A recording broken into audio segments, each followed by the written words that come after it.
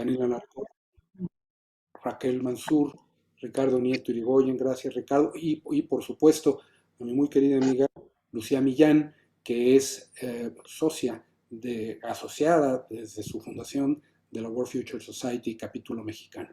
Déjenme compartirles pantalla e irme muy rápido en una presentación porque estoy seguro que vamos a tener muchos temas para hablar al respecto y debe de haber algunos temas. Y esto se llama prospectiva y tendencias. Y este tema de prospectiva, solo quiero, vale la pena hacer una aclaración. Lo que vamos a ver hoy de prospectiva es una probada. Imagínense que esto es el equivalente cuando fueron a la universidad y en 45 minutos en una clase les trataban de explicar por qué era mejor estudiar administración de empresas que derecho. O sea, ese es el nivel que vamos a tener. La idea es explicarles por qué la prospectiva es interesante, pero no solo con eso, que 45 minutos sería poco, la voy a reducir todavía más para poder hablar de algunas tendencias, megatendencias, y poder ver ahí en ese par de megatendencias algunos aspectos de los que vamos a comentar en la primera parte. Primero déjenme hablarles en una lámina qué es la World Future Society y por qué vamos a hablar de estos temas. Nosotros somos una comunidad de empresarios, profesionistas, investigadores académicos y estudiantes con un fin común, que es fomentar el estudio del futuro. A lo que a nosotros nos interesa es dejar, y esta plática debe de hacerlo, una semilla de mentalidad futurista, invitarlos a pensar en el futuro, en el futuro de su vida profesional, de su familia, de su carrera, de su comunidad, del país. O sea, el chiste es poder pensar en el futuro. ¿Y por qué es esto? ¿Y por qué queremos estudiar el futuro? ¿Por qué alguien quiere estudiar el futuro? Bueno, la primera respuesta que hay es, bueno, así como los historiadores estudian el pasado, los que nos gusta estudiar el futuro, los que hacemos prospectiva o futurología, pues tratamos de ver qué es lo que va a pasar y explicar por qué. En vez de ir para atrás, vamos para adelante, obviamente con una ayuda muy grande de la historia, por supuesto. Pero bueno, esto cuando hay muchas escuelas y hay diferentes, como en todo, teorías al respecto, pero a mí la que más me gusta y la que quiero usar el día de hoy es la francesa. Y en Francia hubo dos grandes pensadores en los años 50 del siglo pasado, 50-60, que definieron la prospectiva. Uno fue Gaston Berger, y Gaston Berger decía, es la ciencia que estudia el futuro para comprenderlo y para influir en él. Esto es muy interesante, primero porque hay que estudiar el futuro, que es algo que no ha pasado, y lo hacemos para comprender qué es lo que va a pasar, lo cual es un reto, pero sobre todo para poder influir en él. Y esto es lo que lo hace muy atractivo, porque si podemos entender cómo influir en el futuro, está muy interesante. Yo sé que hay un grupo grande de estudiantes y si pudiéramos estudiar cómo influir en la calificación final en una materia, pues eso está todo dar, claro, la primera cosa es estudiando, pero si pudiéramos saber todas las variables que hay para que el profesor nos ponga 10, pues vamos de gane, ¿no? Así es en la vida también. ¿Cómo podemos influir en el futuro? ¿Cómo podemos tomar diferentes actividades para poder hacer esto bien? Gastón Berger decía, y quiero jugar con estos conceptos que dice él aquí, para a lo largo de la presentación. Siempre que se habla del futuro hay alguien o arriba de una montaña o con unos binoculares viendo lejos, porque mirar el futuro es mirar lejos. O sea, eso es lo primero. Vamos a ver muy lejos y hoy lo vamos a ver cuando analicemos estas dos megatendencias que vamos a comentar. Hay que mirar ampliamente. Tenemos que ver todo, porque todo se mueve, todo interactúa. Finalmente vivimos dentro de un sistema en donde hay causas y efectos y eso hace que unas cosas, como un globo, ¿se acuerdan ustedes de esos globos de gusano que en las fiestas infantiles hay? Si apretamos una parte del globo hay otra que se infla y si le apretamos hay otra tercera que se infla. Entonces hay causas y efectos. Entonces tenemos que mirar lejos, mirar ampliamente, pero también analizar profundamente cuando tenemos un tema que nos interesa. Y ahí sí tenemos que profundizar. Tenemos que aceptar los riesgos en algún momento, tener una propuesta y decir, bueno, ya vi lejos, ya miré ampliamente, ya vi cuáles son, ya analicé en detalle esto y finalmente quiero actuar, entonces tengo que tomar un riesgo. Pero sobre todo, decía Gaston Berger, pensar en el hombre. Y aquí hablar de pensar en el hombre, pues no hay que olvidar que es un concepto cincuentero del siglo anterior, en cuanto que podría haber dicho hablar del hombre y de la mujer o de las personas. Pero bueno, lo mantengo tal como lo decían en los 50, pensar en el hombre. ¿Y por qué pensar en el hombre? porque estudiar el futuro es una ciencia del hombre, es nuestro futuro, es una ciencia social y dependiendo de lo que vayamos haciendo, el futuro va a variar o no. Hay un tema que es súper importante y que les pido hagamos un ejercicio. Para estudiar el futuro, lo más importante es poder ver las percepciones sobre un tema. ¿Qué es lo que la gente está pensando y cómo va a actuar cuando hay causas, efectos y cuáles son sus relaciones? Pongo un ejemplo. Todos sabemos que cuando hay un huracán o una guerra o una tormenta en el Golfo Pérsico y se daña el tráfico del petróleo, el precio del petróleo sube. Hay una causa y hay un efecto.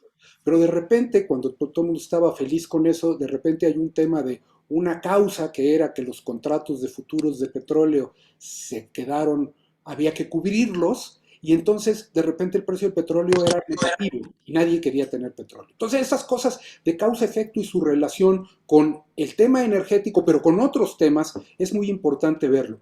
Y aquí yo les quiero pedir el día de hoy que nos sentemos como observadores que venimos para este tema que vamos a ver de las dos megatendencias, que lo veamos sin ningún prejuicio social, ningún prejuicio religioso, nacional, etcétera, que lo veamos como si fuéramos observadores de otro mundo, que llegamos y vemos lo que hay. Porque cuando hay pasión y en la vida está llena de pasiones, es difícil ver, es difícil analizar, por ejemplo, la 4T cuando hay tanta pasión en medio, ¿no? Uno está o no de acuerdo y hay pasiones y entonces no ve más que blancos o negros dependiendo de qué lado está.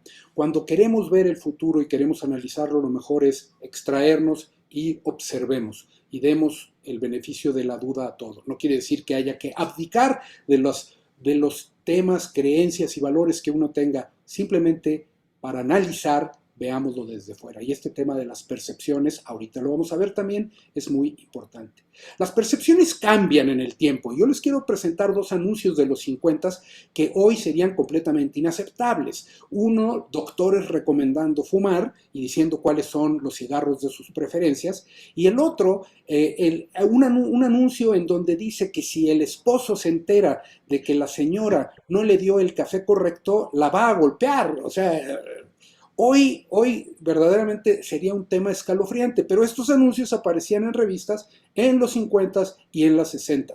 Estas verdades, estas percepciones, estos planteamientos morales, déjenme entrar y ser disruptivo en eso, cambian en el tiempo, porque las percepciones de las personas cambian en el tiempo. Podrán levantar la mano, y más aquí en esta universidad iberoamericana con valores tan profundos, valores ignacianos, dirían, no, los valores no cambian. Bueno, ahorita para efectos de esta plática olvídense de los valores. Vamos a ver las percepciones, porque afortunada o desafortunadamente lo que tú pienses no cambia necesariamente al mundo. Es el conjunto de las percepciones lo que lo hace. Y como queremos ver los efectos y lo que va a pasar, no nos preocupemos ahorita de lo que tú piensas, tú mantén tus valores y tus creencias, simplemente veamos. Y veamos que en las épocas las percepciones cambian.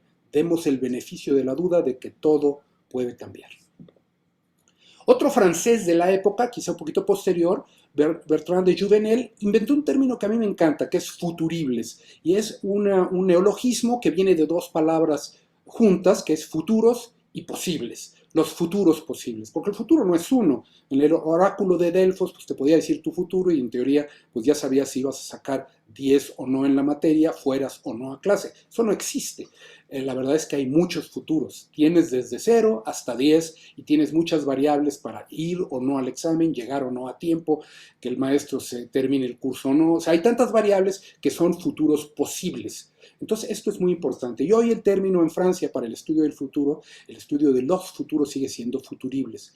Y este logotipo, este texto que aparece aquí en rojo, es el término de la revista que siguen teniendo los franceses sobre el tema del futuro y tiene un tagline, una línea que a mí me encanta, que es la anticipación al servicio de la acción. Y ese término a mí me encanta porque hoy en esta plática yo los invito a que pensemos en anticiparnos, en tener un pensamiento anticipatorio, de irnos más allá, de pensar más allá, pero no para tener una plática de café y luego irnos a dormir y decir, pues no pasó nada, no va a pasar nada y me da igual, es para actuar. Y para actuar, y piénsenlo de una manera egoísta y triste, tristemente egoísta, piénsenlo en ustedes. sea, después de esta plática estoy seguro que todos, especialmente los estudiantes, dirán, pues ya se me ocurrió, y más de administración, ya se me ocurrieron algunas cosas que debería de poder hacer, algunos negocios que debería de poder hacer, algunos actúen. Ese es el chiste de la anticipación. Estudiar prospectiva, ¿no? Para simplemente verlo como un tema contemplativo, se me hace un poco triste, sobre todo ante estudiantes, maestros y una comunidad de administradores de empresas en la Universidad Iberoamericana. Bueno, en resumen de esta parte, no hay un futuro, hay futuros, y lo estudiamos para comprenderlo, lo estudiamos para anticiparnos y para poder incidir en él. ¿Cómo incidimos en el futuro? ¿Cómo podemos marcar el futuro? Pues básicamente con dos cosas, aprovechando las oportunidades. Si ya sé que mañana pasa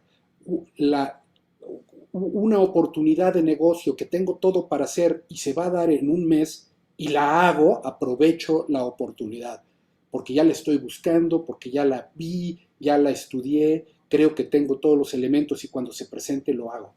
Y también para mitigar riesgos. Cuando veo que viene una ley que cambia, cuando veo que viene un tema de cambio de precios en materias primas, o cuando veo que viene un cambio que me puede afectar y me anticipo para cubrirme de él, mitigo los riesgos y así puedo influir en el futuro, puedo influir en mi futuro.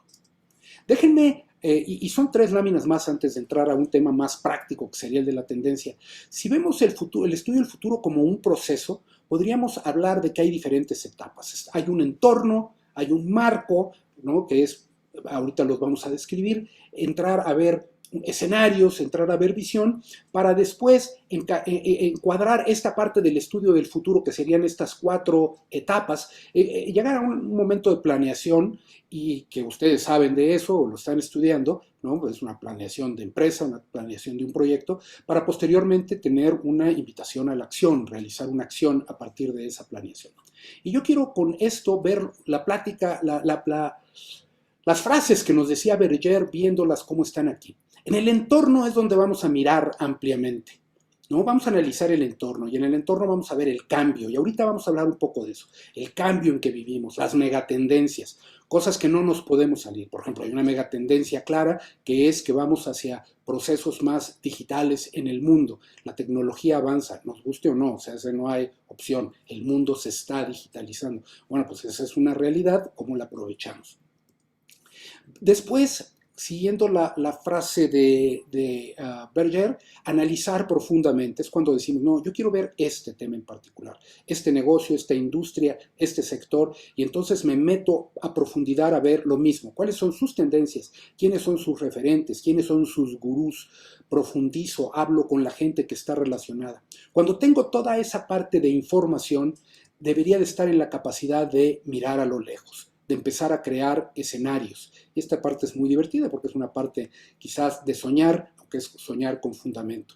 Y decir, ¿qué escenarios hay? Pues, ¿qué pasa si las cosas van bien? ¿Qué pasa si las cosas van normal o siguen su tendencia? ¿Qué pasa si las cosas van mal? ¿Qué pasa si hay un escenario catastrófico? Pero la verdad es que no hay 3 o 4 escenarios. Los escenarios se mezclan y van cambiando. Entonces esta parte es muy interesante. Finalmente, cuando ya tengo cuál es mi escenario y con el que quiero vivir, me voy a una parte de visión, que es cuando el tema del líder personal, de la visión de un líder, a la capacidad de comunicarla a su comunidad, a su grupo, a su empresa, es cuando llamas a todo el equipo a que te acompañe. Les dices algo que es interesante, que los motiva, que te siguen, les platicas lo que va a pasar y fíjese qué interesante, creas una memoria del futuro.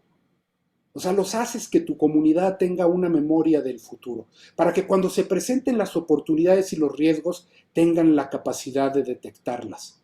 Y esto es muy interesante, y por eso los grandes líderes, los grandes estrategas en el mundo son grandes visionarios y tienen esta capacidad de hacer el camino. No hay tantos como quisiéramos, pero eso sería lo ideal.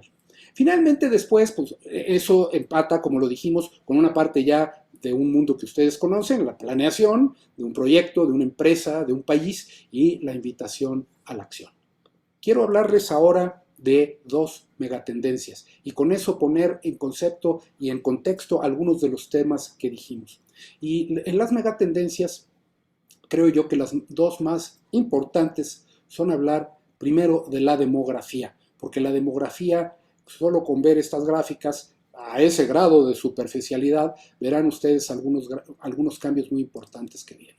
En el mundo, en los siguientes 10 años, pongámonos, es importante en perspectiva ponerse un escenario, pongámonos un escenario a 2031, a 10 años. En 2031 vamos a tener casi 1.000 millones de habitantes, 800 millones de habitantes más. Esto es varios Méxicos más, 6 o 7 Méxicos más en el mundo de habitantes. Tenemos una pirámide poblacional que no cambia mucho, quizás empieza a ser un poquito más angosta de abajo a nivel mundial. Este es el mundo, 8.600 millones de habitantes en 2031. ¿Cómo estamos nosotros en México? Hoy tenemos 130 millones de habitantes, números redondos, y vamos a tener 141 millones de habitantes según esta proyección de este sitio, que es razonablemente adecuado para el nivel de tratamiento que le estamos dando a esto. 141 millones de habitantes significa que vamos a tener 11 millones, casi 12 millones más de habitantes en este país. Y también si vemos las gráficas vemos dos cosas. Uno, vamos a tener más adultos mayores. La población de México se envejece y tenemos una menor tasa de natalidad. Inmediatamente, son temas que seguramente han oído, esto empieza a tener repercusiones, causas, efectos, conexiones entre ellas, y empieza a haber percepciones de la gente al respecto. Primero, se necesitan, y todo el mundo, sobre todo los que tenemos más edad, hay que poner una casa, una residencia para viejitos. ¿Por qué? Pues porque todo el mundo ve que va a llegar ese momento y las familias ahora, hombres y mujeres trabajan, los hijos en general quieren trabajar y no quieren cuidar viejitos. Entonces, esto es un cambio interesante. Hay menos gente. ¿Qué pasa con la seguridad social? ¿Puede la seguridad social puede hacer las ciudades para los viejos? ¿Deben de tener escalones o no deben de tener tanto escalón? En fin, empezamos a hablar. No entramos ahorita en este tema porque hay más y más disruptivos adelante. Muy diferente la pirámide que tenemos hoy que la que teníamos hace 50 años. ¿Qué pasó? ¿Qué pasó en los últimos 50 años? Algunos de los que nos escuchan seguramente en 1971 ya andaban por ahí y se acordarán de qué era el mundo. Y era muy interesante porque 1971 es 3 años después de 1968, el movimiento de Tlatelolco, de los cambios en donde los estudiantes a nivel mundial se rebelan y se hacen jóvenes, y llega el rock y llega el amor libre, ¿no? Y la libertad sexual, y una serie de temas que dirían, bueno, pero si va a haber libertad sexual, que la hubo, ¿por qué la población disminuyó? Porque los anticonceptivos en 1971 estaban muy mal vistos, era un tema tabú que nadie veía. Sin embargo, con esa libertad sexual empieza a permitirse el control de la natalidad, se quiera o no. Otra vez, no juzgo, ni digo si estuvo bien o si estuvo mal, y si tú te gusta o no el tema, se dio. Veámoslo como observador de otro planeta, se dio. Y eso hace que nuestra curva de la izquierda, nuestra pirámide de la izquierda, cambie radicalmente. Y esto creo yo que es relativamente afortunado, porque si hubiéramos mantenido ese índice de crecimiento, quizás ahorita seríamos muchos más, esta ciudad sería más grande, tendríamos más problemas, en fin, sería otro tema que hubiera repercutido en otras miles de cosas y hubiera hecho cambios. Déjenme ver los 6 países más poblados del mundo y qué les pasa, y de aquí vamos a empezar a sacar algunas conclusiones. En 10 años, India es más grande que China en lo que se refiere a población. La rebasa, que ya debe estar por rebasarlo, y luego hay estadísticas que dicen, pero cambia. Pero miren qué interesante, la pirámide de la India se parece a la nuestra un poco, ¿no? La India empieza a tener cierto control poblacional, va a seguir creciendo, pero no como México en los 70s. Sin embargo, China no. Y en las últimas cosas que se han visto por parte de los últimos artículos de análisis sobre los temas que están pasando en China y los cambios de estrategia que está haciendo el presidente Xi Jinping, alguno de ellos ves ahí velado que es una preocupación de que la población disminuye. Para 2100 que ya no nos va a tocar seguramente verlo a nadie, por lo menos a mí no. Para 2100 se prevé que China quizá esté abajo de 1.000 millones de habitantes. Y esto tiene repercusiones en cuanto al mercado interno, en cuanto a la migración, y tiene repercusiones también en cuanto a que las poblaciones no crecen o decrecen, y lo vamos a ver más adelante como uno quiere. Capaz de que los chinos van a tener menos chinos desde un punto de vista nacional, pero van a tener más inmigrantes, o van a tener más uigures, con los cuales traen tema porque son musulmanes, o van a tener, en fin. Entonces, esto hace que tu composición nacional cambie y esto repercute en tus planes y en tus condiciones. En Estados Unidos también se mantiene, y Estados Unidos se mantiene con todo y ser un país primermundista, digámoslo así, su población crece más o menos de una manera regular por un gran flujo de inmigración. Estados Unidos sigue siendo, guste o no, un país de inmigrantes y eso hace que la tasa de crecimiento siga creciendo. Sin embargo, a nivel interno, la población cambia y hay lugares y hay estados en donde los no anglos blancos son la mayoría y ciudades en donde son los latinos, en donde son los negros, en donde son los vietnamitas, en donde hay comunidades muy grandes. No hay que olvidar que en Estados Unidos muchas de las ciudades más pobladas, las segundas ciudades más pobladas del mundo están ahí. La segunda ciudad con más mexicanos en el mundo es Los Ángeles. La segunda ciudad con más poblados en el mundo en El Salvador es Los Ángeles. Entonces, esto hace que las poblaciones cambien y tiene su propia historia. Del otro lado, Indonesia. Y Indonesia es un caso aparte que valdría la pena hacer una plática de ellas. Indonesia en 2031 va a tener el doble de población de nosotros. Un país muy parecido a nosotros en muchas cosas. Si han tenido la oportunidad de verlo, dirán, es totalmente diferente y hay tanto similar. Está en las mismas, más o menos, latitudes, quizá ellos están mucho más cerca del Ecuador, pero tienen cosas parecidas, productos, recursos y algunos problemas, aún partiendo de que son en su mayoría musulmanes, tienen problemas diferentes y similares a nosotros en otros sentidos. Y es una potencia en lo que se refiere a población, de cómo va a tener, y lo vamos a ver más adelante a la hora de que veamos todo el mundo en su población. Pero miren acá, miren a Nigeria.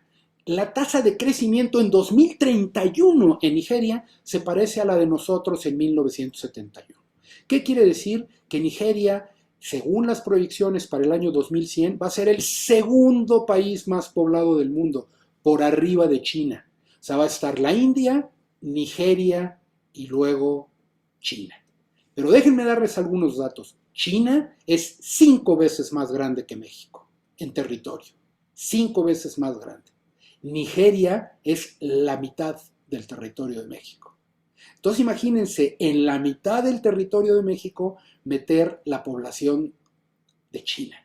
¿Qué repercusiones tiene eso? ¿Qué causas y efectos e interacciones causa eso en Nigeria, con sus vecinos, con sus recursos naturales, con la inmigración de Nigeria que es tan fuerte en Europa? Aquí hay nigerianos que están viviendo en México. ¿Pero qué pasa cuando no son 269 millones, sino en el año 2100 son cerca de 1.000 millones?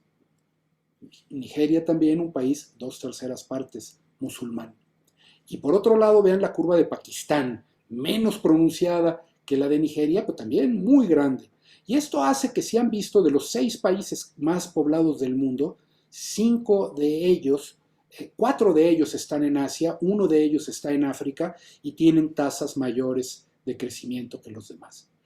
Déjenme ir ahora al lado opuesto del espectro. Vamos a ver Japón. Japón en 2031, su población es de 120 millones de habitantes y empieza a parecer esto un tinlarín, el logotipo del tinlarín antiguo, ¿no? Un rombo perfecto, en donde una población naciente en ese año, un niño que nazca en 2031 en Japón, la imagen que yo le podría decir es: tu vida va a ser como la del Pípila, porque vas a traer una carga sobre tus hombros, sobre toda la población que vas a tener que mantener, a tus papás, en un tiempo a tus papás, a tus abuelos y quizás a tus bisabuelos. El mismo tema en España. España quizá tiene una problemática diferente, y aunque ellos están preocupados, España tiene una ventaja: la gente se quiere ir a vivir a España. En África, en Asia, en Europa del Este, en América. España es un lugar muy agradable para vivir, es fácil de vivir, no Japón. y Japón no quiere tener tantos extranjeros, dos problemas diferentes. Un problema adicional, nada más para analizar y para empezar a cambiar en algunos temas de percepciones, según esta población y esta tablita y con estos porcentajes, no me meto más profundo, en el año 2031 va a haber 3.5 millones de japoneses mayores de 90 años. 3.5 millones mayores de 90 años. Y quieren estar más profundo en el tema, según esto, nos hace ver que habría, de acuerdo a esta gráfica, 120,000 mujeres centenarias en Japón. 120,000. ¿Qué repercusiones tiene esto? Como carga para sus familias, después de los 100, como sospecharán, no sé cuántas personas mayores de 100 años conozcan, pero por lo general ya no produce uno mucho, requiere uno muchos servicios y requiere uno muchos cuidados en algunos casos y tener una vida plena y feliz, pero no está uno en una etapa productiva. 120,000 son muchos y es una población que en el caso de Japón crece. ¿Qué pasa? Y además, ¿qué pasa cuando tienes, me voy 2 láminas atrás, 3.5 millones de personas mayores de 90 años? ¿Qué pasa cuando tu expectativa de vida cuando tienes 90 años es todavía de 15 años y tienes una enfermedad que no te va a permitir vivir bien? ¿Cuál es tu percepción sobre la eutanasia o sobre la muerte asistida? Olvidemos lo moral. ¿Cambia o no cambia? Pues yo creo que cuando la edad máxima de la gente era 60 años, no era un tema. Era como el amor libre en los 60, 70, era un tema. Hoy el amor libre no es un tema, ni los anticonceptivos. Ahí va a haber un tema de decir, ¿qué pasa con la muerte asistida? ¿Y qué pasa cuando tenemos poblaciones que no necesariamente quieran vivir? Por ejemplo, es una idea nada más. Entonces, es un tema que va a estar, ya está, pero va a estar en la agenda y el tema de los anticonceptivos no estará en la agenda. Con estas pirámides lo que quieres es que la gente tenga hijos, no que deje de tenerlos. Bueno, déjenme ir entonces para terminar esta megatendencia, ver el mapa mundial. El mapa mundial en 2031, según esto, pinta así. Y como pueden ver, India, China, Indonesia, Pakistán, Irán, Bangladesh, Japón, son enormes. En África, la década de los 30 será de Asia, la década de los 40 será de África, porque casi todos los países, Nigeria, Etiopía, Congo, Kinshasa, Egipto, Tanzania, todos tienen pirámides poblacionales iguales o similares a la de Nigeria. Entonces, esa está creciendo. No es de los 30, en los 40 África va a explotar en población. En 2031, 10 de las 10 ciudades más pobladas del mundo, 5 van a estar en África. México quedará relegado a un lugar mucho más abajo en la lista de ciudades más pobladas, cosa que en algún momento pues estábamos que si éramos y que si no éramos y que si era Tokio, Yokohama o no. Ya no vamos a pintar, afortunadamente, entre las más pobladas del mundo. África explota en sus ciudades con todos los efectos, causas, efectos y consecuencias que eso tiene. Sin embargo, si lo vemos en porcentaje, vemos que Asia es el 58% de la población en 2031, y esto nos empieza a decir algunos temas. África el 20%, y nosotros que vivimos en un mundo muy céntrico con Estados Unidos y Canadá en el tema del TEMEC, es el 6.1% de la población. Esto no le resta valor económico, ni estratégico, ni militar en el caso de Estados Unidos, no lo digo así, en el caso de población. Es una población pequeña. Y si decimos, bueno, es que nosotros estamos entre Estados Unidos, un poco con Europa, Europa si le quita Rusia, se hace bastante más chico.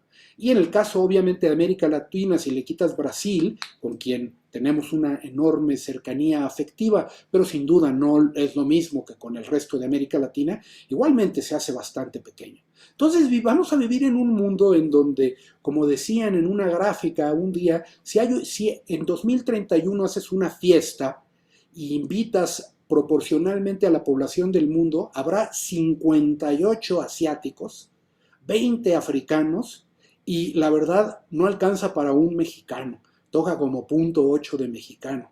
Entonces, bueno, pues es algo que es bueno o es malo, no lo sé, no estamos juzgando crecimientos poblacionales, los estamos viendo como observadores de otro mundo para ver qué vamos a encontrar y cómo tenemos que actuar.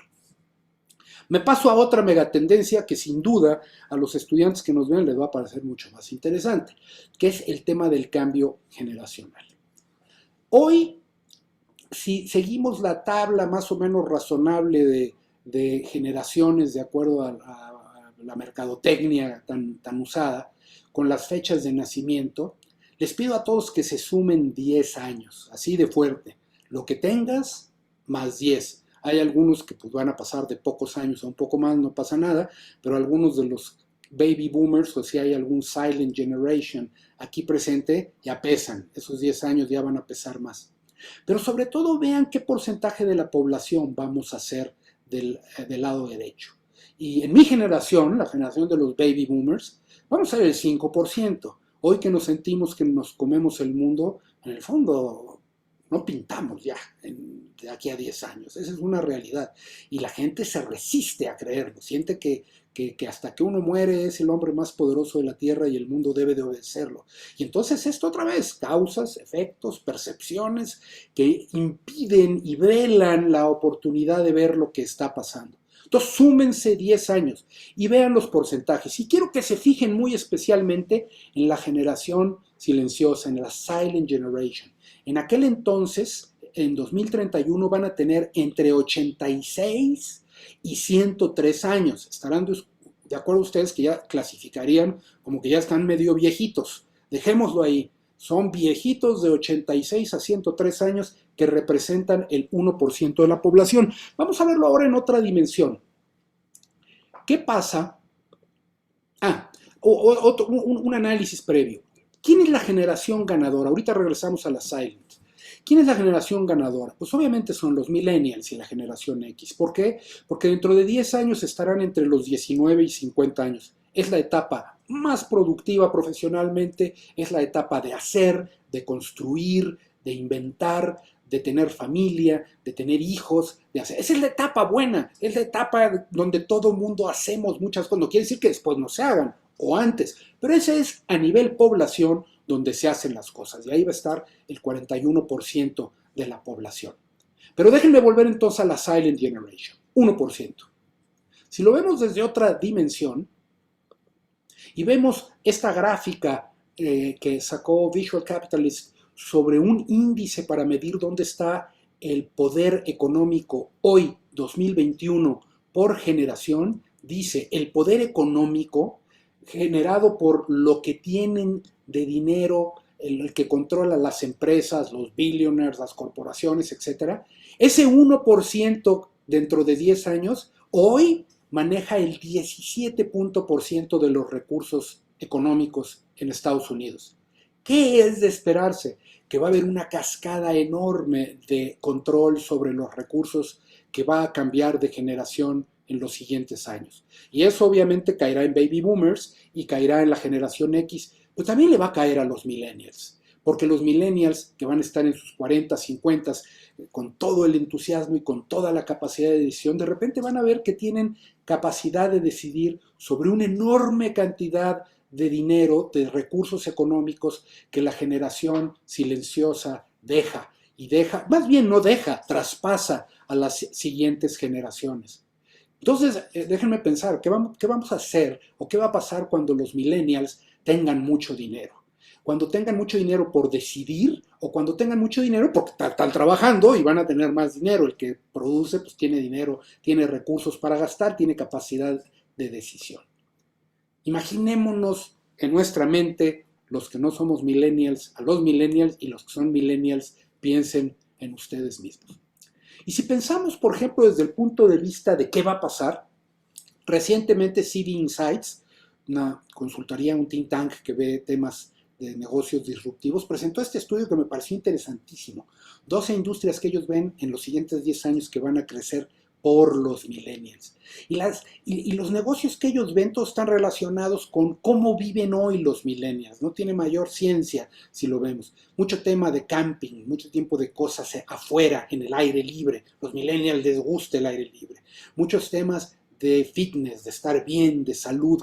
¿Por qué? Pues porque ellos son unas generaciones mucho más sanas que las que éramos nosotros, que en las que se fumaba con alegría y en las que se comía cosas grasosas y en fin, eso no era preocupante, comer las cosas que comíamos antes, ya esto lo sufriremos después, pero ellos están mucho más preocupados de eso. Una industria del viaje, nosotros no viajábamos tanto tristemente a comparación de lo que viajan hoy los millennials. Ellos, el mundo es su territorio, nosotros nuestro territorio era Estados Unidos, Europa, ya algún aventurero se iba un poco más lejos, cuando yo era estudiante, pues alguien que se fuera a Hawái, bueno, era algo así, pero no llegaban a Bután, a Yemen, a las Islas Maldivas, y hoy los millennials se mueven por el mundo con libertad. Y hay otro tema que es si los millennials tienen en qué van a gastar, qué van a consumir. Y vienen cambios fuertes en los temas de alimentación de los restaurantes. ¿Por qué? No porque vayan a cambiar y vayan a inventar nuevos restaurantes, sino por lo que van a servir los restaurantes. Comida vegana, comida sana, comida de origen vegetal, no necesariamente animal, donde haya un cuidado de la naturaleza en el tiempo. Los millennials hoy toman cafés de diferentes variedades. Nosotros tomábamos café en grano o café en polvo y luego inventaron el Nescafé, pero eran nuestras opciones. Hoy el espectro del café y la industria del café se entera. Igual las comidas congeladas. Antes nos comíamos cualquier cosa congelada, hoy también vegano, vegetariano, cuidado. La industria de las aguas, de los seltzers, de las aguas gaseosas. Antes había Coca-Cola y Pepsi-Cola, Sidral, Orange y algunas otras. Hoy hay kombucha y esto y lo otro. Para los jóvenes que ven en YouTube, este fin de semana pusieron el Saturday Night Live, viene un tema sobre los seltzers, una parodia sobre los seltzers, diciendo, sí, yo no tomo esta soda, yo tomo la soda que produce mi doctor, la que produce Office Max, la que produce Exxon como productor de petróleo, y ahora también es un negocio en el que todos están entrando, y es cierto, un negocio de plantas en casa, ¿no? No necesariamente son más prácticos, no necesariamente van a querer vivir horizontal, pueden vivir vertical, pero quieren ser más verdes en sus casas.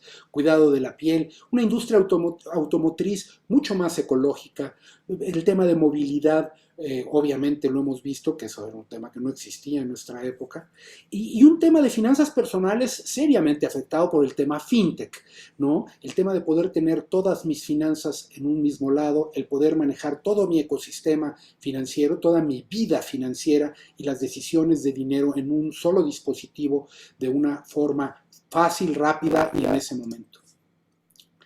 Eso hace que todas estas cosas cambien.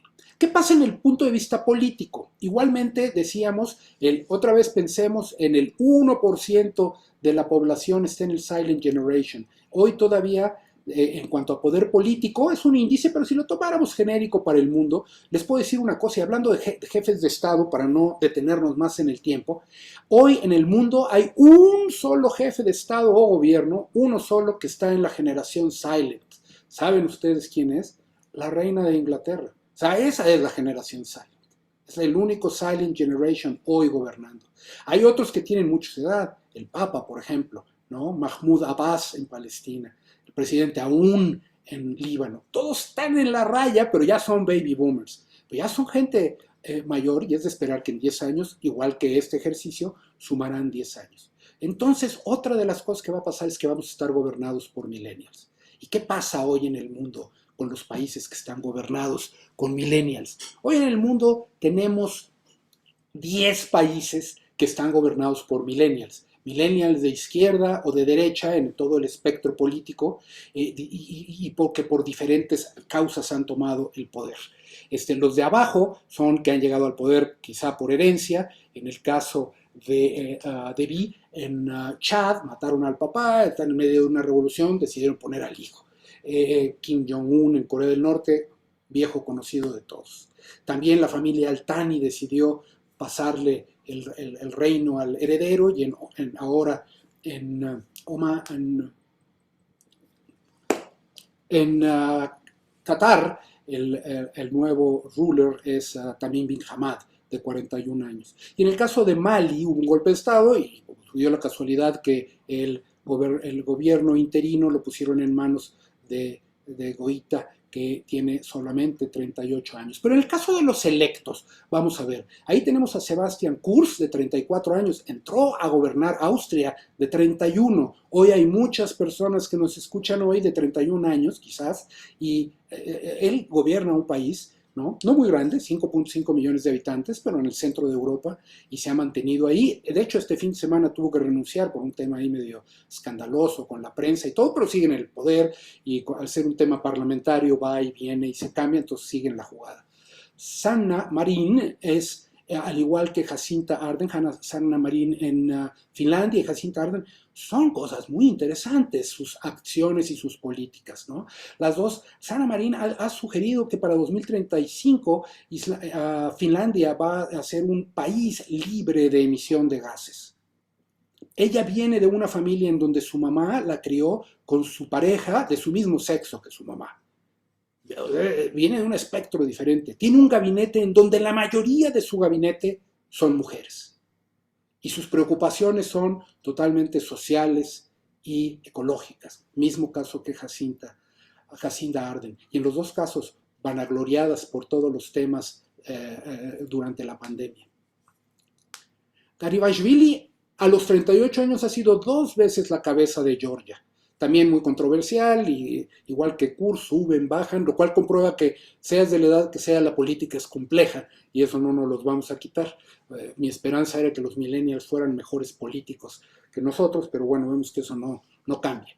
Pero bueno, ahí sigue, y desde muy joven está en la jugada. Y en el caso de Oyun Erdene, el primer ministro de Mongolia, él, por ejemplo, trabajó, creo que 5 o 6 años, después de estar en el John F. Kennedy School of Government en Harvard, trabajó 6 años en una ONG en campo, ayudando gente. Eso cambia la perspectiva del mundo. Y luego regresó a Mongolia a hacer trabajos sociales y generar, y eso es lo que lo llevó a la presidencia. Es un DNA diferente de muchos de estos millennials contra lo que tenemos.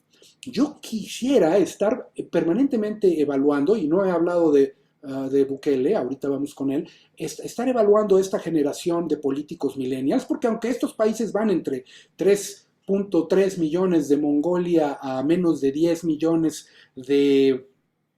en Austria, son países relativamente pequeños, pero bueno, son experimentos de ver qué pasa cuando un millennial gobierna. Y aquí en México tenemos ya ahora gobernadores millennials. El caso de Bukele es muy interesante. Es el dictador más cool del mundo. Y van a decir, oye, no seas irreverente, ¿cómo le dices eso? No, eso es como lo pone él en su Twitter. El dictador más cool del mundo. Y es un hombre lleno de puntadas, buenas y malas, que algunos los tienen un poco escandalizados. Espero que eso no lo haya hecho a su paso por el equivalente a la Universidad Iberoamericana en El Salvador, sino que sea por otras causas.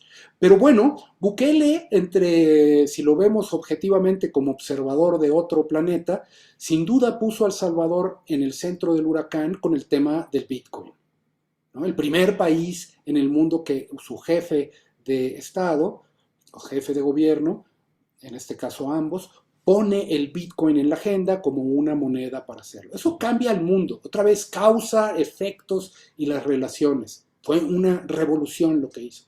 El Salvador cambiando al mundo. Eso no era algo que se veía habitualmente. Me quedan 3 láminas. ¿Dónde están los millennials? ¿Dónde están los millennials por número? En Asia. Hay más de 1.000 millones de millennials en Asia.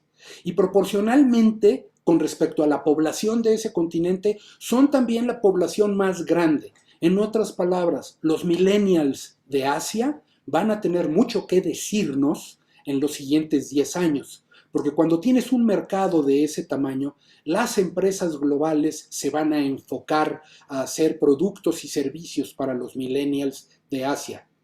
Y no van a producir uno para los millennials de México en un mundo globalizado. Entonces, lo que pase en Asia y las tendencias de los millennials en Asia nos van a influir a nosotros. ¿Cómo son los millennials en Asia? Bueno, lo primero que podemos saber es que no se separan de su celular, cosa que tampoco está muy lejos, aquí es lo mismo. Estos jóvenes de Singapur se pueden ver ahí, o sea, son totalmente digitales en su vida. y usan algunas cosas que no necesariamente usamos nosotros en estos temas, que es, perdón, el tema, déjenme regresarme dos, el tema de las super apps. Aquí en América no tenemos tantas super apps, en Asia están llenos y son ecosistemas completos en donde desde ahí manejas todo. En el WeChat chino compras el super, pides tu Uber de WeChat, te compras tus boletos de avión con su agencia de viaje, te llegan tus noticias, o sea, ya en otras palabras, para WeChat el objetivo sería tener un celular con una sola app. Y ese es el objetivo de todos estos de una u otra forma, de KakaoTalk en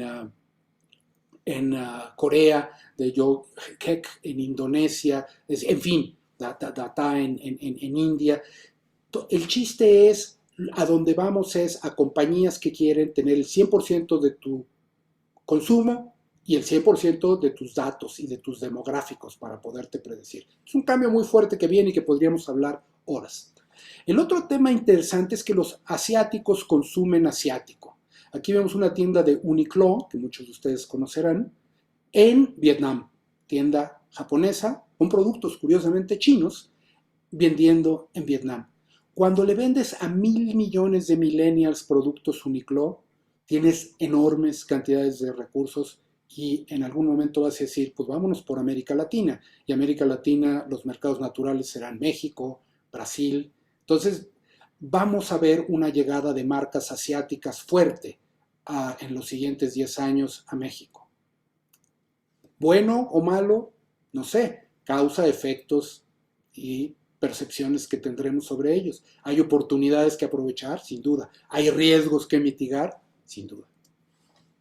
Otro tema que en Asia es importante, acá quizás menos, porque acá las mujeres están mucho más liberadas, es que para Asia el tema de los millennials es muy importante porque las mujeres millennials en Asia van a tener control sobre sus recursos. La mujer en Asia ha sido mucho más, no en todos los países, pero en muchos de ellos sí, no ha tenido capacidad de gastar, no es quien maneja los dineros, no puede comprar lo que ella quiere o está más limitada y hoy no, hoy estudian, van a la universidad, se parecen más a lo que pasa aquí en México y eso es otro cambio en el mercado, deberíamos de esperar también más productos. Otro tema importante en el consumo en Asia para los millennials es el autoservicio. Deberíamos de ver un crecimiento grande en temas de autoservicio de todo tipo de consumos en este continente también. Y también hay uno que ha tenido una fuerza inusitada, ha sido los mercados de segunda mano, pero bien organizados. No como casitas y tiendas boutique muy hipsters para comprar cosas de segunda mano. No, mercados masivos de ropa de segunda mano, porque la rotación de los productos y de las modas es tan rápidas que siempre hay con ciertas características, en donde realmente tu ropa no la compras, sino la rentas porque después tiene un valor de reventa después, y tú lo que estuviste fue el valor de la diferencia entre la compra y la venta. Asia tiene un desarrollo fuerte en eso. Y obviamente toda la industria de viajes. Podemos de esos 1.000 millones de millennials asiáticos invitarlos a que vengan a Teotihuacán, a Chichen Itzá, a San Miguel de Allende, a Mérida, comer cochinita pibil, pues ese es el reto, porque ganas tienen, dinero tienen y quieren conocer algo exótico para ellos. Y México es bastante exótico. Comentarios finales. Solo quiero hacer dos reflexiones regresando a mis láminas iniciales. La primera, la prospectiva es la ciencia que estudia el futuro para comprenderlo y, más importante, para poder influir en él. Este no es un río como ir a tantos lugares que hay ahora donde se pone uno en una lanchita, en una ruedita y se va uno por el río a ver dónde te lleve el río. No, hay que ver dónde quiero ir, qué es lo que quiero hacer y hacerlo. Hay todo para poderlo hacer. Y la otra, termino con esta frase que es mi preferida sobre estos temas, que es: la anticipación tiene que estar lista al servicio de la acción. Si se generaron hoy ideas, explórenlas. Si se generaron cuestionamientos, oportunidades o riesgos que mitigar, explórenlos. Que no se quede en una plática de café. Muchísimas gracias. Estoy a sus órdenes para preguntas y respuestas. Muchas gracias, Ramón. Tenemos aquí varias preguntas que voy a ir acercando. para que vayamos contestando estas dudas que nos están llegando.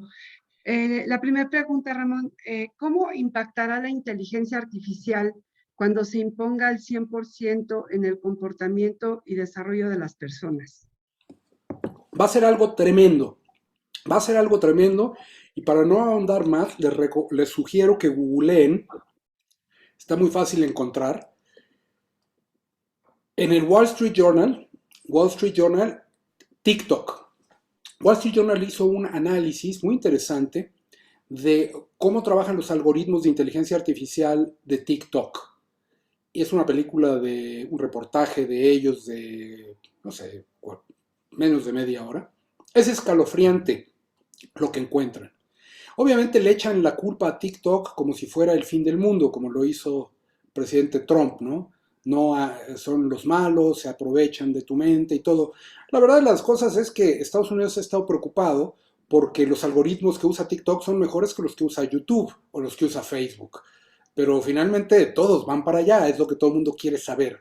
¿Qué quieres? ¿Cuándo eres vulnerable para que compres, para que consumas, para que te digan? Si tú eres muy mañanero, yo quiero venderte lo que te voy a vender en la mañana, cuando estés de buen humor, y no en la noche cuando quizás estás de mal humor o los mensajes que mandas no demuestran que estás enojado. O sea, la inteligencia artificial va a ser un tema, es un tema ético, es un tema moral que tiene que estar, tiene que controlarse, pero si ven el video de ese que les menciono, de Wall Street Journal y TikTok, se pueden dar una idea de lo que viene. Es difícil, es un riesgo, déjenme ponérselos así, es un riesgo a mitigar como personas en lo individual.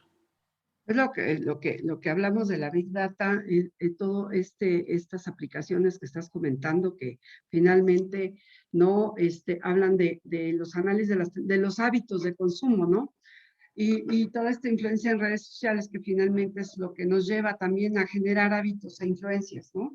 Hábitos, influencias. En ese video de YouTube dice que YouTube, TikTok en muchos casos puede perfilarte con certeza en 44 minutos de uso de la aplicación. Perfilarte con certeza. Los que vean el video y abran una cuenta de YouTube y se van a dar cuenta cómo trabaja. Primero, en el momento que yo hice la prueba, abrí, me dije, México, tal edad, todo, me empiezan a sacar videos, unos de ellos que digo, ¿por qué me mandan esto? No les hago caso, 10 minutos después ya no aparecen.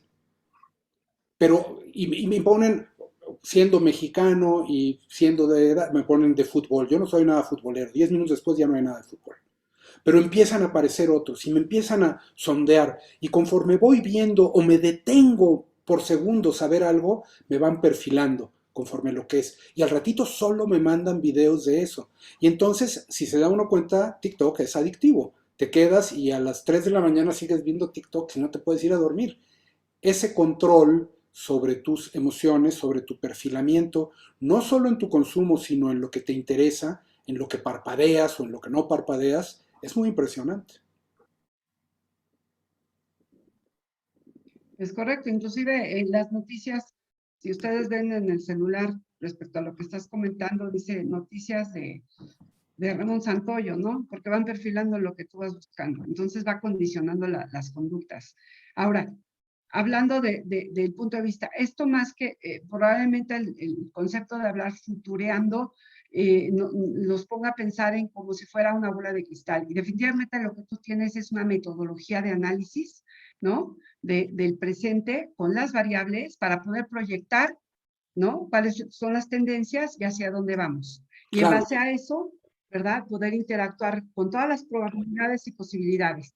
Si así es. estoy en lo correcto. Sí, ¿Nos es podrías correcto. hablar un poquito más de esta metodología, por favor? Sí o no. Bueno, lo primero, no hay una metodología. Sí, Dentro de la ciencia de la prospectiva hay una gran cantidad de metodologías. Esto que vimos es lo que opinaban los franceses, por ejemplo.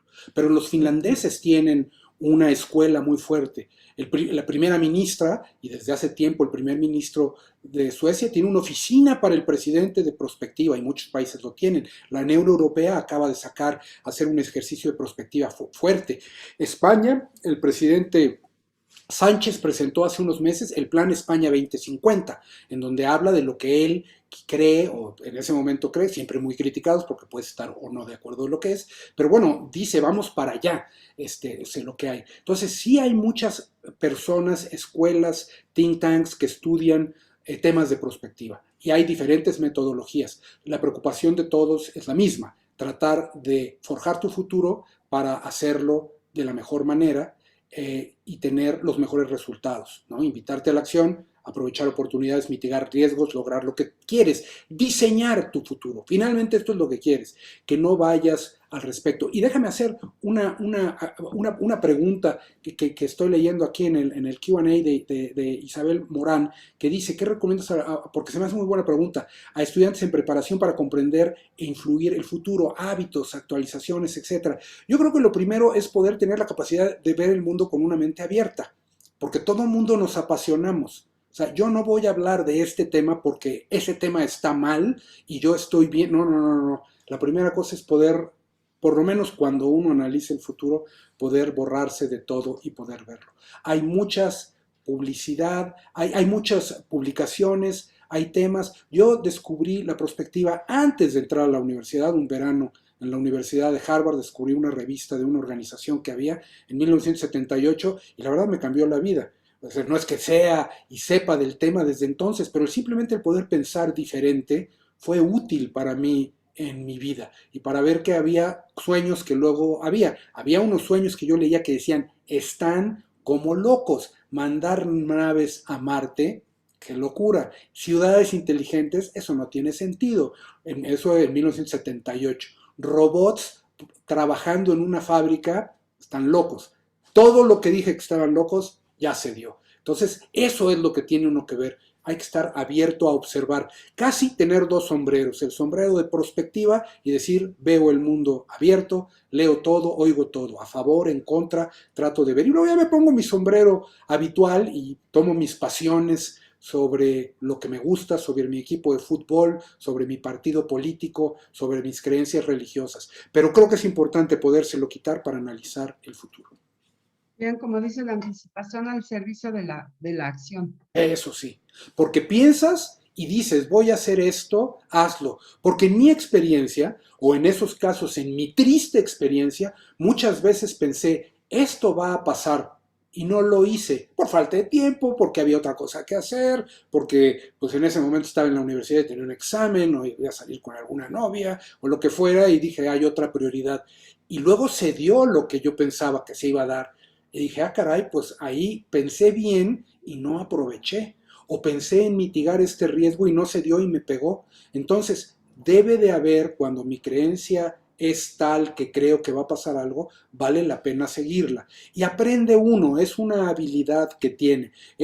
Luego decimos, por ejemplo, la intuición que tienen las mujeres, ¿no? Es una frase así medio hecha. Bueno, pues hazle caso a tu intuición. Si tú crees que estas cosas van a pasar así, date tiempo y hazlo y síguelo y llévalo a hacer. Cree en eso y sé consistente. Bien, Ramón, la parte de, como dices, de esa habilidad, ese desarrollo de la habilidad, que tiene mucho que ver con las percepciones, ¿no? Sí. De esa intuición en donde uno analiza todo el medio ambiente para llegar a una toma de decisiones no controlables porque son demasiado las variables, pero más asertivas. Sí, así es. Mira, yo creo que para ver el futuro una de las características que hay que tener es ser un buen observador Ese es y el punto. poder ver qué es lo que está pasando y poder tomar el pulso de los sentimientos y de las expectativas.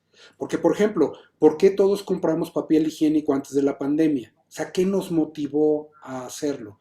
No había lógica y hoy lo vemos y no hubo lógica, pero lo hicimos. Entonces, alguien que lo hubiera podido percibir hubiera podido aprovechar esa oportunidad. Claro, fue una cosa muy momentánea y de muy corto plazo.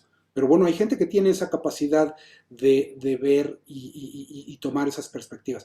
Déjame irme a un ejemplo que un día alguien que hacía futuros, que era un trader de futuros, pero ese es otro futuro, eran futuros de commodities, futuros del grano, futuros del petróleo, del maíz, que me decía que había una competencia en donde al principio del año todo el mundo ponía, creo que $1,000, y al final, real o ficticio, al final el que tenía más dinero ganaba. Y me decía, hay varios años que ha ganado un trader que siempre hace más de 5 o 6 millones de dólares empezando el año con 1,000. Y yo le decía, oye, pues este es el sueño que todos queremos, poner 1,000 millones de dólares, comprar y vender futuros y al final del año tener 5 millones de dólares, es un deal. Y me decía, le hicieron un reportaje y este señor es un antropólogo social, no es un financiero. Él lo que ve es ve las noticias y ve lo que la gente ve, lo que la gente piensa, lo que la gente dice. Entonces, el importante es ver el traspaso. Si mañana el presidente dice algo, la noticia es esa, pero en realidad, ¿qué pasa atrás? Y cuando alguien contesta algo o empezamos a ver muchos anuncios o muchas pláticas en un determinado sentido, ¿qué es lo que está pasando atrás? ¿Cuál es la verdad? ¿Cuál es la mano que mece la cuna? ¿No? Cuando vemos y lo hemos visto además para bien o para mal, el tema, por ejemplo, siendo cierto, siendo verdad, todo el tema que ahora tan controvertido bueno, que ha seguido siendo de la invasión de Estados Unidos en Irak porque tenía armas de destrucción masiva. Todos jurábamos que había armas de destrucción masiva. Y yo creo que ahora todos estamos preocupados de que los chinos hayan creado o no el coronavirus. Y yo no creo que sea un tema de juzgar si lo hicieron o no. A los que lo hagan lo habrá que ver. Pero creo que ese es un tema en la agenda para el año que entra. Y es un tema en la agenda porque te distrae de otros temas y hace que tu percepción sobre los chinos cambie. Y hay una pregunta que dice, ¿algún país superará a Estados Unidos como potencia mundial? Que hace Minerva Becerra. Sí, yo creo que China está en camino, pero precisamente por eso ahorita hay una urgencia de hacer creer o ver, cierto o no cierto, hay una necesidad de hacer creer que China lo hizo. Si lo hizo y se lo comprueba, oye, pues qué tragedia, los odiaremos, pero si no lo hizo y se los comprueban, pues eso disminuye su capacidad de movimiento. Entonces, el mundo entre lo que es real y lo que es ficticio, que ese es otro factor adicional que tenemos que ver, lo que tenemos es tener capacidad de ver con objetividad qué sí es cierto y qué no es cierto. ¿La 4T es el fin del mundo? Sí y no. Depende de quién lo vea. El chiste no es si es sí o no, sino cómo me afecta a mí y qué es lo que sigue y cómo me tengo que preparar o no, desde un punto de vista de futuro, independientemente de lo que yo crea, de mis pasiones y de mis convicciones. Por eso reitero, usen la analogía de la doble cachucha. Tengan una cachucha de decir pensar en el futuro y se la ponen y bórrense de todo para poder ver el futuro y para poder pensar sin estar influido por la cantidad de información que tenemos y que nos afecta. Aquí enfatizo, como comentas, en la capacidad de observación, ¿no? De observar. Hablando de precisamente impactos masivos, ¿cómo nos preparamos hoy para lo que viene? ¿Visualizas algún escenario catastrófico a corto o mediano plazo? Hay que tener todos, y eso es muy importante. La generación de escenarios, y digo, se los digo aquí en 2 minutos, pero esto hay obviamente mucho que estudiar sobre el tema.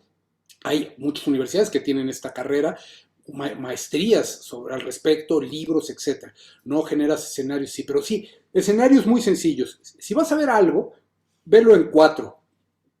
Si todo sigue igual, tendencial, si va mejor, que es el que todo el mundo queremos, si va peor, y si hay una catástrofe como la que acabamos de vivir con el coronavirus, sorpresiva, que unos dicen que era predecible o que lo habían predecido, en fin, pero una catástrofe mayor.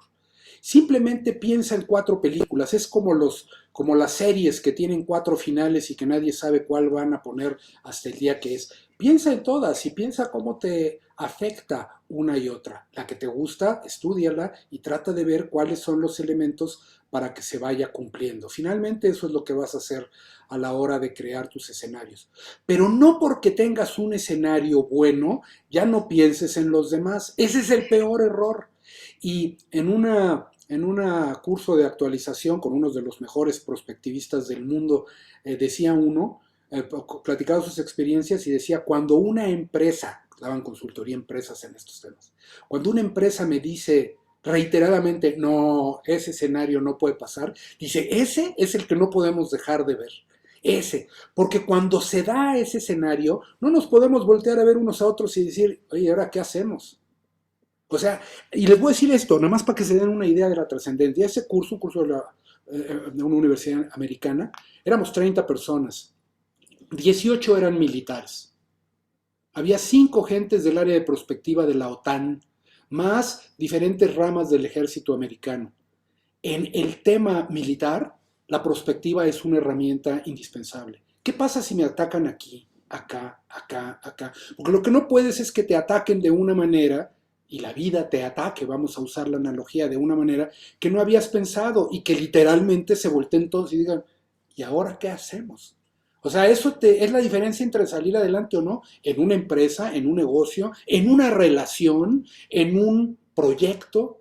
Entonces, la creación de escenarios y el análisis del escenario menos probable, que menos quiero es, la gente siempre dice, no, es que eso atrae mala suerte. No, eso atrae conciencia y eso atrae señales tempranas de que si vemos cosas que están sucediendo y no huelen bien, me tengo que preparar. No es un tema de rezar o no rezar, es un tema de actuar una vez que sé que va a haber anticipación.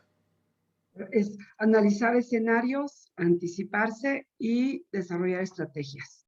Sí, a partir de ellos, sí. De los buenos, desarrollarlas, de ir pavimentando. Yo quiero ir allá. Bueno, pues pavimentemos y hagamos todo, ¿no? Yo quiero ser un gran empresario. Bueno, pues ¿dónde están los grandes empresarios? ¿Cómo se visten los grandes empresarios? ¿En dónde comen? ¿Con quién se alían? ¿Quién les da capital? ¿Qué es lo que...? Bueno, pues ahí está. No, yo quiero ser un buen político. Es un camino diferente. ¿En quién y qué? ¿Y cuál es tu discurso? ¿Y cómo tienes que hablar? ¿Y cómo tienes que verte? ¿Y cómo tienes que hacer? ¿No? No, yo quiero hacer un proyecto hidroeléctrico. Bueno, ¿ya has ido alguna vez a un proyecto hidroeléctrico? No. Bueno, pues empieza por ir, empieza por prepararte, ver todo y ve viendo todo lo que hay. Y la vida te va llevando. Lo que no puede uno ver es tener una visión de 360 grados y decir, a ver qué me depara el destino y yo le entro a todo. No, hay que ir acotando y poniendo las piedritas por las que va a ir caminando uno en este camino. Y la perspectiva ayuda en ello. Ramón, a ver si coincides con esto, como tú hacías el análisis de Futureando hace, vamos a hablar, 15 años, 20 años, cuando iniciaste con esta parte de facilidad de análisis, al día de hoy, con toda la información de la Big Data, redes sociales, todo lo que tenemos ahora de marketing digital, ¿sí? Este boom de información es una desventaja porque la influencia pega muy rápido. Es una Exactamente. ventaja porque tenemos mucho más acceso a la información de manera rápida. Es correcto. Totalmente. ¿Cómo tomas esta herramienta, sí, para poderla aterrizar en Futureando? Bueno, sin duda el tema de las redes sociales fue un elemento que llegó con todas sus ventajas y con todas sus desventajas que no evaluamos, porque lo que queremos es verla, pero ahora es una pista de este circo y es una pista importante. Entonces no podemos vivir sin estarlo viendo, sobre todo en ciertos negocios, ciertas industrias y si nuestros temas son masivos. Las redes sociales, fíjate qué importante, las redes sociales cambian percepciones. Ese es su valor. Entonces, si tú pones una fábrica de shampoos y estás haciendo un buen trabajo y haces un buen shampoo y vas vendiendo bien, y de repente en las redes sociales te llega un ataque, verdadero o falso, de que tu shampoo te da calvicie, ¿qué le va a pasar a tu negocio? Mira tu Es producto. algo que tienes que prever. Tienes que prever que en tu negocio vas a tener enemigos visibles o invisibles, que vas a tener riesgos que te pueden hackear, que ahora todo el mundo lo hackean hasta de manera aleatoria. ¿Qué pasa si me hackean? ¿Qué pasa si pasa esto? ¿Qué pasa si mi socio decide que ya no quiere ser mi socio? ¿Qué pasa? O sea, digo, no es fácil estar pensando todo el tiempo en el tiempo. Tampoco les digo, piensen todo el tiempo en el futuro y olvídense del presente. No, se ponen su sombrero, piensan un rato, ven sus alternativas, cambian y vas migrando y vas viendo qué es lo que está haciendo, cambias de un lado a otro, pero tienes que estar con las orejas bien abiertas. Y Arma tienes de que doble saber filo. a quién oír Y también tienes que saber a quién no escuchar tú como un referente para ti, pero sí lo tienes que escuchar para ver cómo influye en los demás. Porque volviendo al ejemplo del shampoo, no puedes decir, oye, ahora nadie los compra shampoo porque alguien en las redes sociales, sí, es que lo dijeron en la tele. Es decir, bueno, pues es que tenía que haber estado monitoreando a ver qué pasaba en la tele. Es más, debería haber estado en la tele diciendo que mi shampoo crece el pelo, no lo tira. En fin, es un mundo infinitamente más complejo. Cada quien, de acuerdo a su negocio, a su proyecto, a sus objetivos personales, tendrá que verlo. Pero otra vez, las percepciones es cuando cambian y en perspectiva decimos, iluminan o no un futuro. O sea, están los cuatro caminos, cuatro, porque hemos mencionado cuatro, imaginemos que cada uno tiene un foco y ese foco se prende o se apaga por las percepciones de los demás. Por más que yo quiera ir por mi camino ideal, si todos los focos se prenden en otra y yo no me preparé para mitigar esos riesgos o para revertir el curso, adaptarme o cambiar, pues no la voy a hacer. Entonces, son temas que hay que tener en mente. Yo creo que ahorita que comentas el tema de adaptarse o cambiar, lo que ha cambiado es, se ha cortado la brecha del tiempo en la adaptación y el cambio, ¿sí? Sin Para duda. tomar decisiones. Y ese es un tema que lo hace más complejo también, porque hacer, y veo una pregunta que decía, ¿cómo ves a México en 100 años? ¿Se puede estudiar? Es un tema un poco lejano, sin duda hay estudios de México a 100 años, pero yo creo, y por lo menos en la World Future Society ha sido, el capítulo mexicano ha sido nuestra visión, queremos hacer prospectiva y ver los temas de prospectiva que nos tocan ver y que nos van a tocar vivir para hacer un compromiso mayor con el, porque yo, pues, ¿qué les puedo decir de México en 100 años? Les puedo decir o maravillas o tragedias, que sin duda se van a cumplir unos y otros. Pero prefiero, si vamos a hacer un estudio de 10 años, porque en 10 años me va a afectar, para bien o para mal. Entonces prefiero estar más enfocado en lo que estoy haciendo. Por lo menos ese es nosotros, pero otra vez en el ecosistema de prospectiva en México y en el mundo hay diferentes jugadores. Si nosotros fuéramos en la World Future Society capítulo mexicano, nos ubicáramos en este ecosistema, si fuéramos un fondo de inversión, ahora que están tan de moda los fondos de inversión, yo me vería como un early stage fund, ¿no? Nosotros invertimos en empresas o en proyectos o en personas en una etapa temprana, ¿no? Con el fin de ir propagando esta idea, ir a hacer una masa crítica. No quiere decir que no hagamos cosas más sofisticadas, hacemos cosas con empresas, damos capacitación, damos cursos, en fin, hacemos otra serie de cosas. Pero yo creo que donde el valor en este momento está es así, porque mira, déjame decirte una cosa, Karim, todos hemos tenido, recientemente, antes de las elecciones intermedias, me llegó un WhatsApp, no me acuerdo ni quién me lo mandó, en la noche que decía, mañana son las elecciones. ¿Qué vamos a hacer? O sea, me dio risa. O sea, de veras, ahorita te estás preguntando qué vamos a hacer. Las elecciones, desde el punto de vista de la perspectiva, se planean con 3, 6, 9, 12, 15 años de anticipación. No la noche anterior. O sea, era como para decirle, hagas payaso. Ahorita te preguntas qué vamos a hacer, vete a dormir. O sea, no tienes nada que hacer. Entonces lo mismo pasa en nuestra vida. Y lo que es muy importante, y déjame volver otra vez al plano personal, es que la gente luego dice, mira Karim, qué bien le ha ido en la vida. Y en el fondo capaz de que no te ha ido bien porque la vida te ha sonreído, sino porque has ido poniendo, sabiendo o no, todas las piedritas sobre ese camino que tú decidiste trazar. Eso es la perspectiva. La perspectiva y este tema de estar con una mentalidad futurista, tratando de ver, observar todo, es lo que te permite ir armando este camino. Para que cuando te vean dentro de 10 años digan, oye, te fue muy bien los pasados 10 años. Pues sí, porque estuve atento y todo. Y no como el amigo del WhatsApp que digan, híjole, a ver, hoy falta un día para que se cumplan los 10 años. Ojalá que mañana se cumpla todo lo que quiero. No. A punto de que pase a la dirección general por su cheque de despido. Exactamente. O sea, ya para qué. Aquí hay una pregunta interesante. ¿Qué industrias crees que son las más prometedoras en nuestro país? Habías hablado de hobbies, de actividades en espacios abiertos, de la industria de fitness, ¿no? de la parte de los viajes, en la parte de los cambios de perfiles de consumo en los alimentos, ¿no? Lo vegano, lo natural, ¿no? Irnos menos a la comida grasosa y demás. La parte hablabas de la industria personal de las finanzas. ¿Cuáles son las dos, tres industrias, vamos a hablar para enfocar un poquito más, que tú ves más prometedoras como desarrollo de mercado en nuestro país? Mira, yo creo que México es un país muy noble en ese sentido porque tiene todo, tiene recursos naturales, tiene una gran cantidad de población con ánimo de trabajo y lo vemos, por ejemplo, en industrias, por ejemplo, la de autopartes, ¿no? En donde y la automotriz, en donde las plantas de México tienen índices de calidad que no tiene nadie en el mundo y que se han creado en todo el Bajío, una industria automotriz y autopartes enorme, un desempleo bajo, pero ¿qué pasó ahí? Nada más déjame hablar de esta industria en particular para ver, porque cualquier industria podía ser, pero cuando se dan ciertos elementos. ¿Qué pasó en el Bajío? En el Bajío hubo uno o varios gobernadores, empresarios, y fue sector público y sector privado que dijeron, vamos a hacer un plan de largo plazo.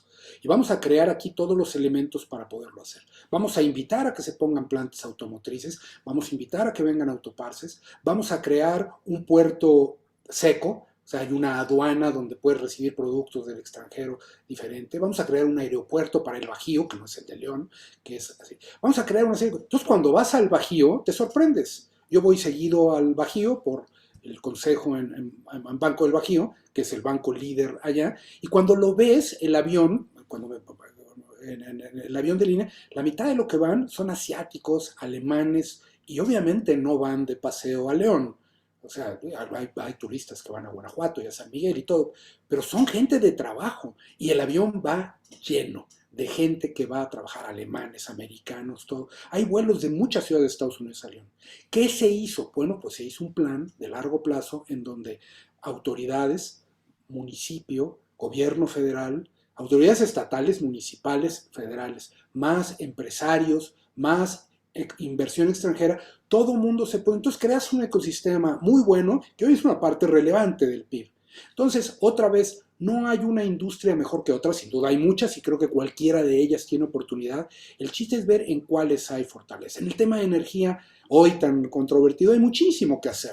Nada más hay que ver que se alineen todos los elementos para poderlo hacer. Tenemos sol, tenemos viento, tenemos petróleo, tenemos energías renovables y no renovables. O sea, hay casi lo que tenemos una relación comercial con el principal consumidor hoy del mundo y que lo será por el resto de nuestras vidas, uno de los consumidores más importantes del mundo, que tenemos una relación comercial con él, hay que integrarse a sus cadenas productivas. Déjame darte una frase que para mí me marcó un día.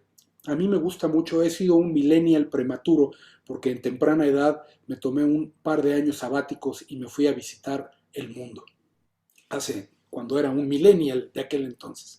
Y en algún país, si mal no recuerdo, creo que fue en Laos, alguien me dijo, ¿de dónde eres? Y le dije, soy de México. Me dijo, no tengo ni la menor idea dónde está México. Entonces, saqué un mapa y le dije, mira, este es Estados Unidos, era una tiendita, era un comerciante, este es Estados Unidos y este es México. Me dijo, ¿estás junto a Estados Unidos? Sí. Y su pregunta fue, ¿y qué le vendes? ¿Así? ¿Y qué le vendes? Esa fue la primera cosa que le vino a la mente a este comerciante de artesanías en Laos. Nosotros luego pensamos que Estados Unidos es el mayor de nuestros males. O sea, son dos maneras completamente diferentes de ver. Por eso reitero, la doble cachucha. Hay que poder de repente, aunque tengamos prejuicios, quitárnoslos por un momento y decir, bueno, pues si hay un mercado tan grande, ¿qué podemos venderle, no? Estás hablando del tema de toda la parte del cambio de conducta del consumidor hacia lo natural. Estás comentando la influencia que viene de la parte oriental, ¿verdad? Ya tenemos las tiendas, Mimiso, y hay varias, Sí, sí. coreanas y japonesas y chinas. Hablando del tema de la parte natural y de irnos hacia las energías naturales, ¿no podríamos empezar a pensar en explotar la industria textilera natural? Por supuesto, yo creo que todo, a Tiendas ver, naturales, sí. tendencia a lo natural, a lo ecológico, a lo que genere bienestar en comunidades, es una tendencia que viene y se queda por muchos años. Si ustedes me dicen dentro de 100 años vamos a seguir en lo mismo, no sé, capaz de que dentro de 100 años ya cambió la percepción y lo vemos. Y eso lo vemos en todo. Si a ustedes les gusta comer bien, y ven la lista de los restaurantes de estos de San Pellegrino, de los 50 mejores restaurantes del mundo, en donde ahora tenemos ya varios restaurantes mexicanos muy altos, y analizan lo que el menú de todos los demás, todos tienen componentes locales, componentes de ayuda a la comunidad, componentes de productos hechos ahí, de no transporte, te dicen de dónde lo compraron. O sea, hay una fórmula ahí que te está diciendo algo, independientemente de que esos chefs son maravillosos, etcétera, etcétera. Pero hay, todos esos lo tienen. Y hablando de tema de restaurantes, hace 2 semanas, que es otra señal temprana muy importante. En Estados Unidos había un restaurante en Nueva York, de estos que son los que nunca hay, y aparta uno con meses, que se llama 11 Madison Park. Y el chef, que es así como el chef, anunció, nos vamos a vegano. Uno de los restaurantes, así, nos vamos a vegano. Es una oferta muy fuerte, porque en ese restaurante, si tú hicieras, él hará un análisis, pero si tú ves su consumo en Nueva York, con las diferentes edades y todo, pues debes de tener un grupo de gente que cuando llega espera un pescado, o espera un filete, o espera Ah, unos camarones, ¿no? proteína. Te prestaría a comer en un restaurante elegante y acompañar un buen vino con... No, se va a vegano. Esto es un cambio que hay que analizar. Entonces, todos estos cambios, los cambios de textiles, los cambios de tema al origen, orgánicos, etcétera, son importantes. Ahora, hay un enorme movimiento hacia eso y lo que las grandes corporaciones se mueven hacia ello, quieren comprar negocios que están haciendo esos temas, por supuesto. Entonces, si tú haces bien y tienes un buen mercado y un buen producto, probablemente un día te van a comprar, porque van a decir, esto me interesa, o te van a comprar en grandes volúmenes. No quiere decir que es un negocio fácil.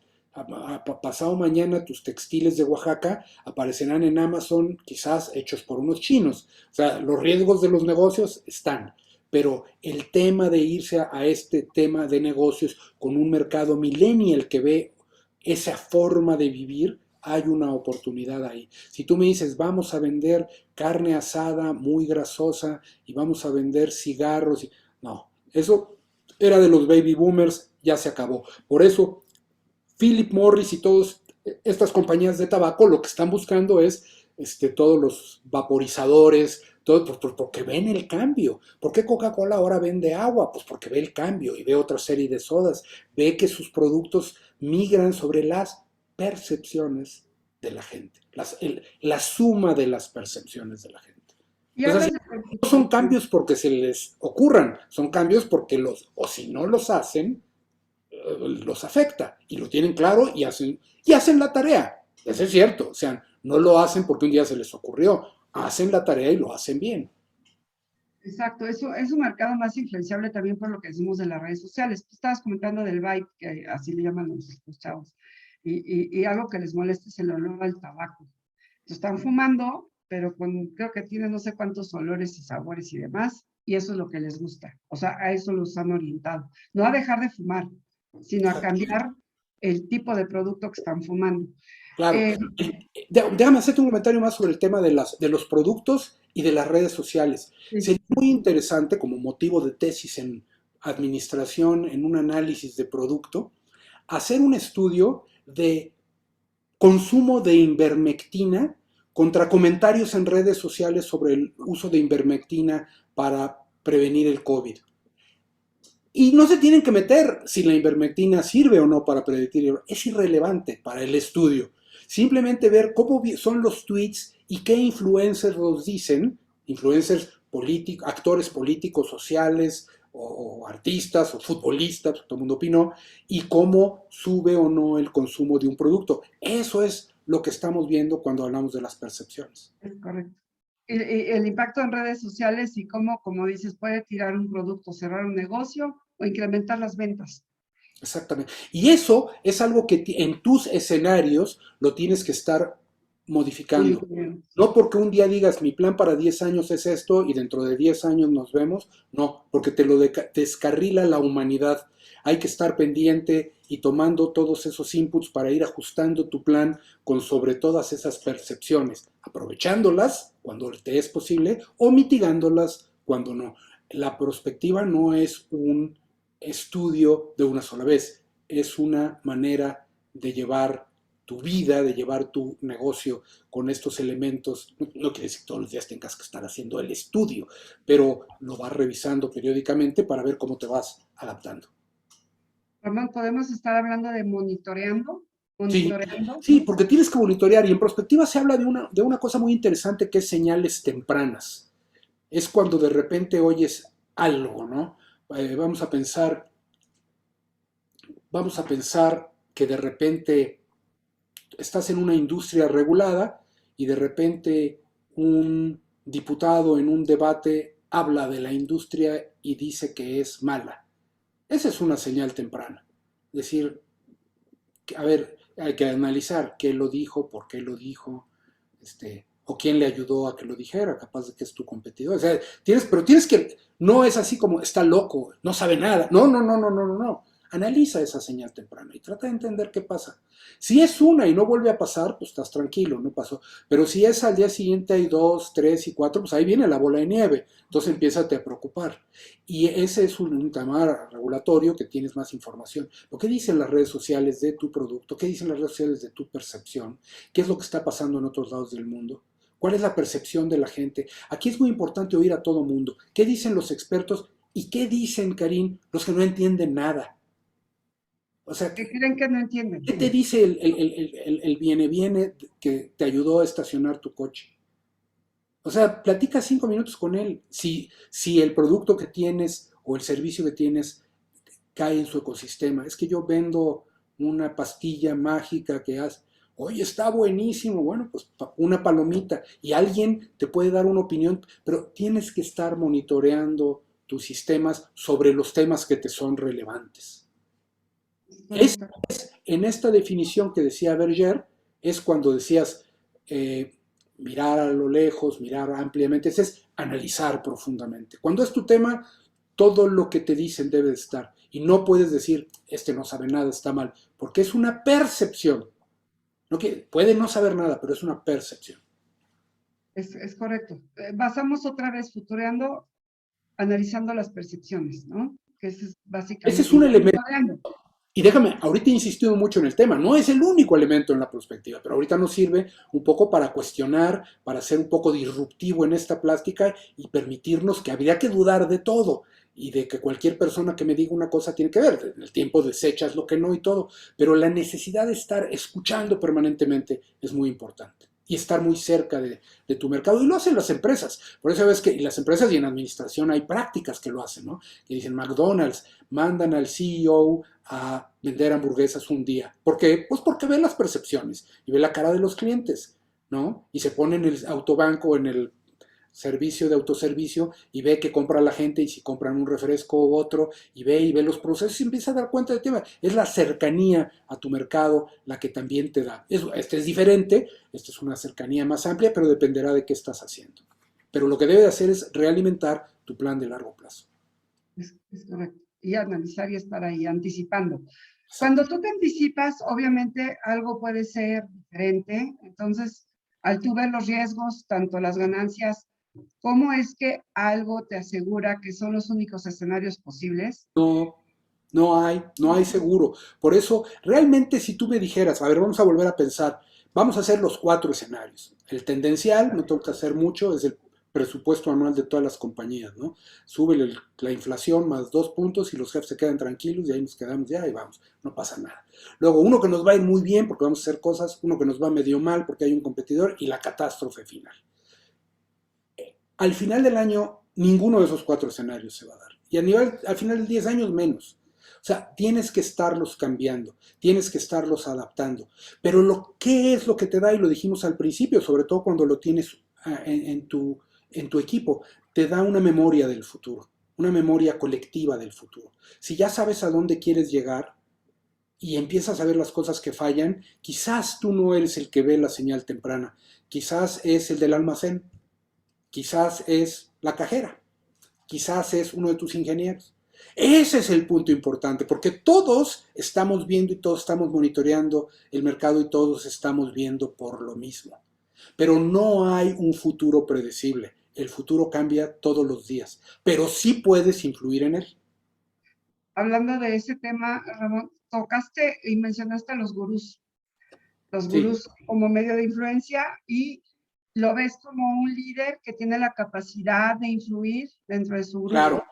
claro, por supuesto. Y un gurú no, o sea, un gurú no en sentido místico, sino un gurú No, como no. diferente. Y miren, otra vez volviendo a frases célebres de esta historia y hablando de Bitcoin, cuando el presidente Bukele de El Salvador dijo que el Bitcoin era, sería moneda de curso legal en El Salvador, el valor del Bitcoin se subió y se volvió en un referente de la industria en forma automática.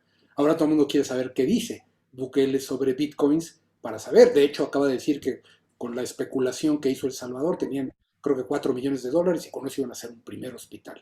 Entonces todos los de los Bitcoins lo ponen como, mira, la gran generosidad que hacen los Bitcoins. Se volvió un Bitcoin. Otra persona muy activa en Bitcoin ha sido Elon Musk. Y Elon Musk en un programa de televisión, en Saturday Night Live, que es de chiste, salió y dijo así como, sí, porque yo he comprado muchos Bitcoins, pero ¿a poco creen que sí valen? Y en ese momento el Bitcoin se bajó 20%. Ese es otro gurú, bueno o malo. Otra vez no puedes dejar de verlo. Entonces, en todas las industrias hay gurús y el gurú puede ser tu competidor y el gurú puede ser tú en tu industria. Tú puedes ser un gurú y no hay un gurú, son los referentes. Y habrá otros gurús de otras que te inducen. Otra vez es un sistema de conexiones de unas cosas y de otras. Y hay que estar analizando. Es complejo, es muy difícil en un mundo donde aparte de todo esto te tienes que chupar todos los días cantidad de estupideces. Ves el periódico y dices es que podrían quitar 15 hojas, pero todas esas 15 hojas que las podrían quitar otra vez sirven para cambiar percepciones y para cambiar el interés de temas. Entonces también lo tienes que considerar. Entonces es un tema complejo, pero ese es el tema en el que vivimos. Por eso, pues así nos tocó vivir, así hay que entrarle y tratar de tener las mejores herramientas. En el fondo es divertido, sobre todo cuando estás en un momento de análisis. Y en un momento de tragedia también te da más herramientas y más elementos para ver qué es lo que puede funcionar o no en tu industria. Finalmente es más información. Ahora, la información, y en esto, cuando hablas en esa parte que decía Berger de analizar profundamente, el reto es cómo analizar toda esa información, cómo documentarla, cómo tenerla, cómo retroalimentar con tu equipo para todos mantener esa visión común y poder seguir pensando que es alimentarla o desechando información que eso, ¿no? No, no es fácil. Por eso creo yo que la prospectiva puede ser en su conocimiento un escenario que ayuda y que aporta valor a las vidas de las personas, de las empresas, de las naciones. Muchas gracias. Hablando del tema de análisis prospectiva, hay una análisis estadístico, ¿no? Analizas las tendencias y aquí comentaste algo muy interesante para el 2032. El Silent Generation, pues prácticamente va a tener un porcentaje de influencia muy pequeño económicamente y va a pasar, como dices, a transferirse toda esa parte a los baby boomers. Pero los millennials están tomando una parte muy, muy importante. Lo vimos en el análisis que hiciste respecto a los millennials políticos, ¿no? Que están a las cabezas ya de varios estados. Eh, ¿Cómo podrías tú percibir esta tendencia que se está teniendo para el control y desarrollo de mercados emergentes?